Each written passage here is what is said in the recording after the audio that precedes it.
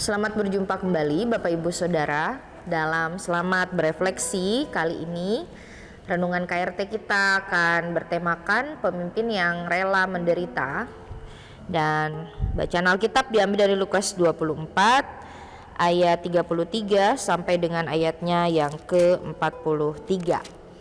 Sebelumnya mari kita bersatu di dalam doa.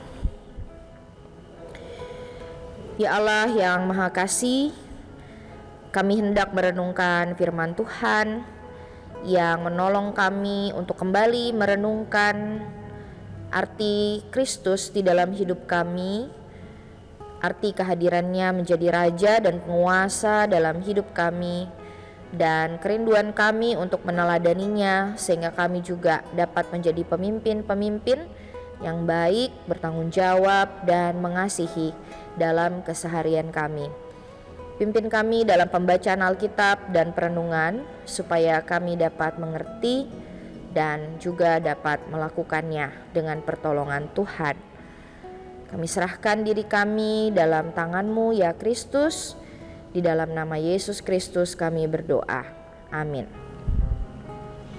Lukas 24 ayat 33 sampai 43 dengan judul Yesus disalibkan.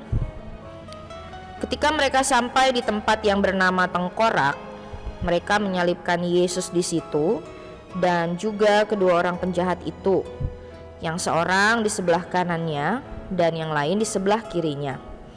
Yesus berkata, "Ya Bapa, ampunilah mereka, sebab mereka tidak tahu apa yang mereka perbuat." Dan mereka membuang undi untuk membagi pakaiannya. Orang banyak berdiri di situ dan melihat semuanya. Pemimpin-pemimpin mengejek dia, katanya. Orang lain ia selamatkan. Biarlah sekarang ia menyelamatkan dirinya sendiri, jika ia adalah Mesias, orang yang dipilih Allah. Juga prajurit-prajurit mengolok-olokkan dia. Mereka mengunjukkan anggur asam kepadanya dan berkata, "Jika engkau adalah raja orang Yahudi, selamatkanlah dirimu." Ada juga tulisan di atas kepalanya, "Inilah raja orang Yahudi." Seorang dari penjahat yang digantung itu menghujat dia, katanya, "Bukankah engkau adalah Kristus? Selamatkanlah dirimu dan kami." Tetapi yang seorang menegur dia, katanya, "Tidakkah engkau takut juga tidak kepada Allah, sedang engkau menerima hukuman yang sama? Kita memang selayaknya dihukum sebab kita menerima balasan yang setimpal dengan perbuatan kita. Tetapi orang ini tidak berbuat sesuatu yang salah." Lalu ia berkata, "Yesus, ingatlah akan aku apabila engkau datang sebagai raja." Kata Yesus kepadanya, "Aku berkata kepadamu, sesungguhnya hari ini juga engkau akan ada bersama-sama dengan aku di dalam Firdaus." Ibu bapak saudara, kadang-kadang di dalam memimpin atau melayani kita sendirian atau merasa sendirian. Kadang-kadang semua tugas dan perbuatan baik tidak selalu bergayung sambut dengan respon orang-orang yang ada di sekitar kita. Karena setiap orang memiliki perasaannya, persoalannya, dan juga kepentingannya masing-masing. Tuhan Yesus pun pernah merasa sendirian. Dia ditinggalkan, dikhianati, diejek, bahkan dilukai.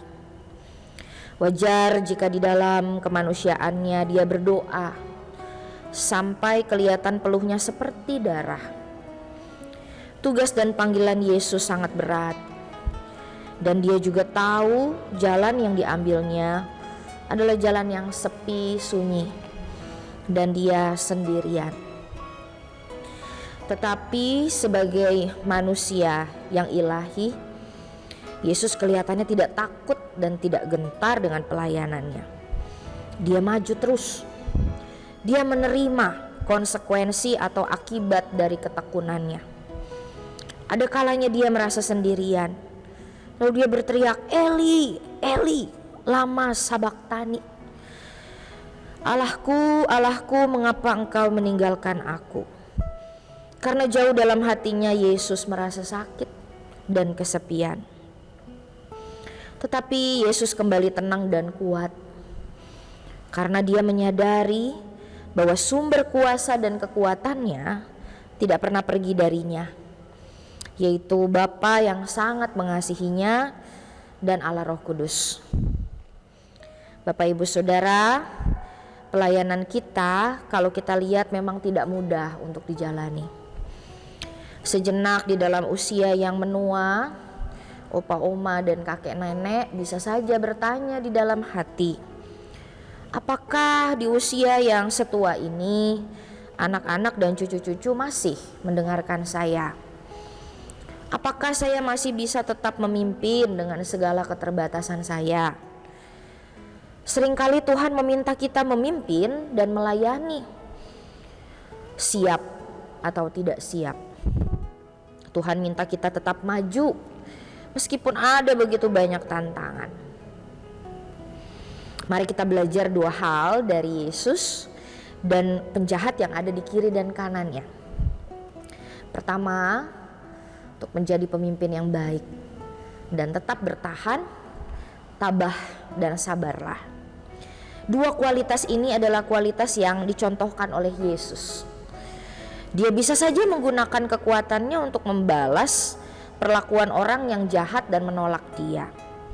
Tapi Yesus bisa berpikir jernih untuk tujuan yang lebih besar. Karena itu kita belajar bahwa menjadi pemimpin itu kepercayaan. Dan memang sebagai pemimpin kita akan dilihat dan diperhatikan orang. Maka wajar kalau ada tuntutan-tuntutan dan harapan kepada kita. Tapi juga ada rasa percaya dari orang-orang yang kita pimpin, Bapak Ibu Saudara. Maka kita perlu mata dan hati yang seperti Yesus, yang penuh dengan belas kasihan. Sehingga bagaimanapun respon dan reaksi orang-orang pada kepemimpinan dan pelayanan kita, Bapak Ibu Saudara dan saya bisa tetap belajar bersabar, tidak mudah tersulut emosi, tenang, dan tetap punya sukacita. Nah, yang kedua, Yesus itu tenang dan sabar, dan karena dia tenang dan sabar, kita bisa melihat apa yang indah yang terjadi di kayu salib. Kasih Yesus yang besar itu membuat Demas selamat. Siapa Demas itu? Demas adalah nama penjahat yang ada di kanan Yesus, yang memang sejak awal percaya kalau Yesus itu tidak bersalah. Lihat kan Bapak Ibu Saudara, di antara semua yang meninggalkan, ternyata Tuhan Yesus tidak sendirian. Di antara semua yang bisa membuat kita lemah di dalam pelayanan kita, ternyata ada juga rekan-rekan yang menguatkan. Pasti ada yang mendukung dan mendoakan kita.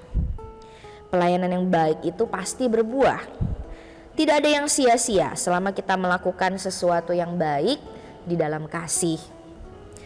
Jadi mari kita terus melayani dengan hati yang teguh, yang sabar dan tenang. Mintalah pada Yesus untuk menguatkan kita dalam jalan kita. Penyertaannya bagi kita. Bersukacitalah, jangan berputus asa. Dan tetaplah tekun bekerja demi kemuliaannya. Sebab tidak ada yang sia-sia. Semua pasti akan berbuah. Yang baik akan menghasilkan buah yang baik. Selamat melayani, selamat memimpin, dan selamat memasuki Advent. Mari kita menutup di dalam doa. Kristus Raja di dalam hidup kami, ajari kami untuk meneladani kasih-Mu dan sukacita yang ada di dalam diri-Mu untuk dapat menguatkan kami dalam jalan pelayanan yang kami tempuh dimanapun kami ada, sebagai anak, sebagai orang tua, sebagai saudara, pelayan di gereja, di tengah-tengah masyarakat dan di tempat pekerjaan kami. Topang kami ya Tuhan, dan kami percaya Engkau adalah sahabat yang baik yang akan menemani kami dan menguatkan kami. Terima kasih Tuhan, di dalam nama-Mu kami berdoa. Amin.